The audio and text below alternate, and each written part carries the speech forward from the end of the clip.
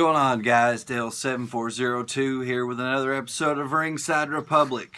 We're going over Wrestlemania 2019, Wrestlemania 35 from the MetLife Stadium Center, whatever the fuck you want to call it. This is my official review of Wrestlemania 35. Now, I'm just going to go through the kickoff show real quick because who gives a fuck? Tony Nese beat Buddy Murphy. Fucking Carmella ended up winning the Women's Battle Royal. Sarah Logan had eliminated everybody, and Carmella was hiding the whole match. Ended up reappearing, showing herself, and ends up getting the win. So she pulled a Houdini, she hid the whole match, and ended up winning it. Who gives a fuck? The men's Royal Rumble, or the Andre the Giant Battle Royal, or whatever they want to call it, Memorial Battle Royal. Braun Strowman ended up winning that. He got his hands on the SNL guys, and it was what it was. Nothing really cool there. We got the Revival versus Zack Ryder and Kurt Hawkins for the Raw Tag Team Championships. Kurt Hawkins' infamous losing streak has officially come to an end. He is part of the Raw Tag Team Champions now with Zack Ryder. They beat the Revival. I think that was a mistake, to be honest. I think the Revival has pissed Vince off for some reason. First thing, WrestleMania kicks off with Alexa Bliss looking good. Brings out a special guest, Hulk Hogan. So Hulk Hogan and Alexa Bliss is getting the crowd into it. And I want to say this real quick while I'm thinking about it. The crowd reaction. Everybody keeps talking about the crowd reaction last night. There wasn't much of a crowd reaction and blah, blah, blah, this and that. They were in a stadium, people. When you got that many people in a stadium, the sound, with no roof, the sound is going to go up. That's just the way that works. You know, you can't really tell in a stadium with no roof on it. You can't really judge the crowd's reaction because most of that sound is traveling up through the ceiling, up through the non-existent ceiling. So, you know, the crowd, I heard the crowd tonight. I heard them. They were into it. But Paul Heyman comes out and interrupts Hogan and Alexa Bliss's little celebration, you know, getting the crowd pumped up. He comes out and he says, "This is bullshit. If my client isn't performing last, then we're going to perform first, take care of business, hop on a flight, and get the hell out of here." Now, so we impromptu get the Universal Championship match kicking off the show. Brock Lesnar versus Seth Rollins. Entrances. Seth's entrance was kind of cool. I'll talk about the stage and everything for just a second. The stage was not as elaborate as it usually is at WrestleMania. They didn't build a big stage, but what they had was, I believe, the biggest screen, LED, 4K screen, whatever, the biggest curved screen ever. I'm pretty sure that was a record for that screen.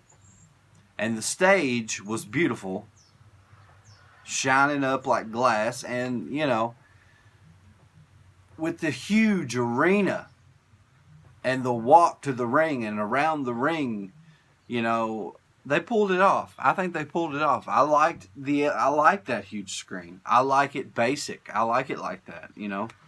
They spent less time thinking about building a stage and more time about producing a good show, which this ultimately was a good show. Now, Brock Lesnar proceeded to attack Seth before the match. He beat the hell out of him on the outside. Suplexes, F5s, bounced him off barricades and ring posts and the side of the ring and everything. And all of this before the match even started. He's feeling pretty good about himself until the match starts. Seth ultimately gets the upper hand on Brock Lesnar. 3 curb stomps later, and we have a new Universal Champion and Seth Rollins. Brock Lesnar, I like you. Let me tell you something. I like you. You're not a people person. You want to be left alone. You want to get your money and get out. Fine. You got your money. Now get the fuck out. Go fight Daniel Cormier. Go fight John Jones. Do your thing in the UFC. Finish what you started over there. Thank God Seth won. That is the one match that I had a bad feeling about. I couldn't see Seth, Kofi, and Becky all winning in the same night. I was wrong because that happened. But we'll get on with the review.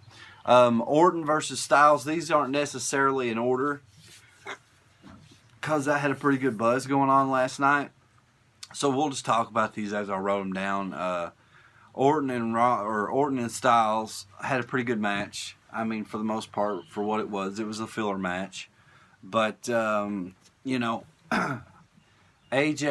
and Randy, in my opinion, had a decent match. AJ ended up getting the win, and it was what it is. It wasn't a 5-star match or anything like that. It was just a little filler match. SmackDown Tag Team Champions, the Usos ended up getting the win. There really wasn't a whole lot to talk about there. It was a decent match, but, nothing that they haven't done before. So the Usos retained. Miz and Shane.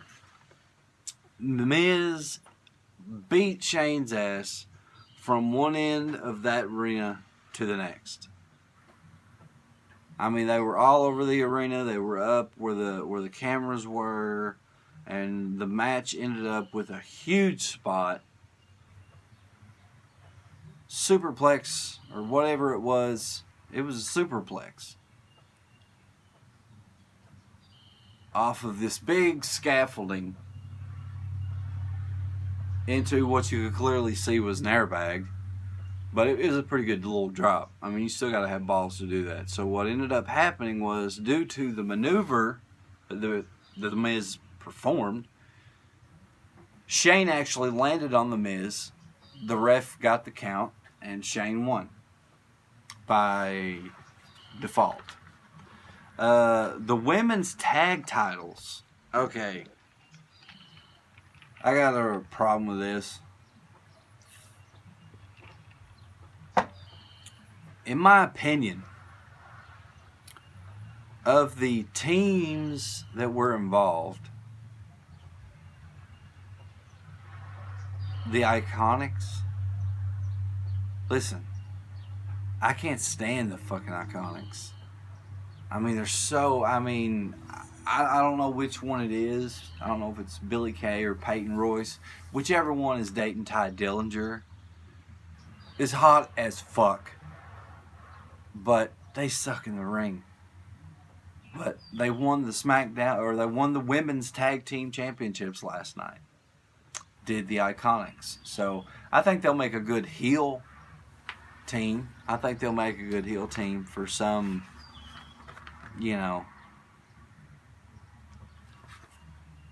for some team in the future. I don't know. Kofi and Daniel Bryan is next on my list. By far the match of the night. Kofi and Daniel Bryan. What else can you say? Kofi got the win. The first African American in the 30 plus year history of the WWF, WWE, the first African American WWE champion. You can look it up if you want. It's a fact. There has been African American champions. Booker T was one, but he was the world champion. He was never the WWE champion. Now, anyway, Kofi gets his moment. He's got his family in the ring. And I'm celebrating. Kofi fucking won. And it was fucking awesome. And then I start thinking, Becky is fucked. I honestly started thinking Becky is fucked. They're not going to let all these faces win. Little did I know. Let's see here. Hall and Nash play doctors backstage in a segment with the SNL guys that I thought was pretty funny. Kevin Nash kind of had his plastic gloves, and he said, you know, who's ready for the strip search or the anal cavity search or whatever. I thought that was just a funny little moment. We got Rey Mysterio versus Samoa Joe. It was a very quick match. Rey is obviously still hurt, but he powered through it tonight just to get Joe's moment. You know, Joe's never won a title, retained a title, or anything like that at Mania. He hasn't really done a whole lot of WrestleManias, so I think Rey kind of did that for him, and Samoa Joe got the win. We got Drew McIntyre versus Roman Reigns. What can you say? Obviously, the Golden Boy, Roman Reigns, won. Elias has a segment in which John Cena comes out and his old Thugonomics gimmick. Now, this was fucking stupid, in my opinion. Would have rather seen just about anything than John Cena coming out in his Thugonomics bullshit, wearing a New York jersey. Everyone knows he's a Red Sox fan. He's from Boston. Comes out wearing all New York gear just because we're in New York, pandering to the crowd. And this was by far the dumbest shit at Mania last night. I think we could have done without this. Batista and Triple H.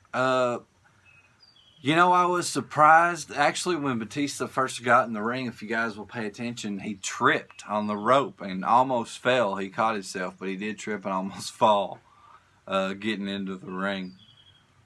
But Triple H and Batista ended up having a pretty damn good match, I think. I think more than anything, what we learned was Batista was pretty tough son of a bitch. You know, I mean, he got fucking power bombed off the top rope on the steel stairs, pedigrees, sledgehammer. Triple H ends up winning with a sledgehammer shot, a freaking. It looked like a fucking Seth Rollins or a fucking Roman Reigns Superman punch. The way he jumped off the stairs and he had his sledgehammer and he was just like this, and just boom. And Triple H got the win. We had Shawn Michaels on commentary during this match, which was good because the commentary tonight was lacking. Kurt Angle and Baron Corbin. Everyone is upset that Baron Corbin won. Let me explain to you something about wrestling and a little thing that we call tradition. When a wrestler wrestles his final match, the whole tradition behind it is to go out on your back. Putting the other guy over in your last match is tradition. Period. And that's the way that should have gone, no matter who Kurt Angle was facing. Kurt Angle looked good. Farewell to Kurt. Thanks for the memories. We got Bobby Lashley versus the Demon, Finn Balor. The Demon entrance, in my opinion, was fucking awesome. I don't care what anybody says. I'm a fan of the Demon entrance at WrestleMania. Lashley even kind of had it look cool. He had some contacts in, you know, trying to look scary as self. But the thing about Finn Balor and Bobby Lashley, or the Demon and Bobby Lashley, the thing about that is it is purely an entrance match. They just wanted to give us a cool entrance, and they thought they could do it with the Demon. They were always going to put the title back on Finn. The Demon, Finn Balor, ends up getting the win. This leads us to Becky versus Ronda versus Charlotte for the women's women's championship, unified, or however they're calling it. Joan Jett was actually there performing Bad Reputation for Ronda Rousey. I thought that was cool. There was a stupid segment, I thought, where Charlotte flew in on a helicopter. I don't really know what the fucking point was that. She didn't. I thought, was the helicopter going to drop her off on the stage? What the fuck's going to happen here? You know what I mean? But it's just a quick shot of Charlotte flying over MetLife Stadium. I don't know. It's weird. Becky had an entrance. There wasn't really anything too spectacular about Becky's entrance. But here's the thing. This was a good WrestleMania with a detrimental ending. Ronda, Charlotte, and Becky beat the hell out of each other for, I don't know, 15, 18, 20 minutes, something like that. And Becky ends up winning. But what happened is kind of a fuck finish. Becky won. I'm happy Becky won. But what happened was she ended up getting Ronda in a roll-up. And you can clearly see on the 1 count Ronda kick out. But Becky just held her down for 2 more counts when her shoulders were on the mat. So technically, really, it was kind of just a 2 count. But they made it a 3 count. And they gave Becky the win. We did not want to see that shit, man. We wanted to see a clear, definitive, kick-ass fucking ending for the women at WrestleMania. Now, here's the thing, guys. For the first time in history, the women main evented the showcase of the Immortals WrestleMania. They had a chance to do something so special that it would change the game forever. But the bottom line is they dropped the ball. They failed. I mean, it is what it is. I don't know if you guys heard, it sounded like somebody fucking with a chainsaw or some shit. I'm out in my smoking room doing my review the morning after. It was midnight by the time the show was over. I was not about to do my review last night. I was in no shape to do that. But that's your show. That was WrestleMania, man. An anticlimactic finish to WrestleMania. Did Becky win? Did we get what we wanted? Yeah. Just not the way we wanted it. But it's okay. Because in my opinion, this was the best WrestleMania that we've seen in at least the last 5 years. I'll give the show an 8. I'll give the show an 8. I guess a 7 or an 8. We'll go ahead and give it an 8.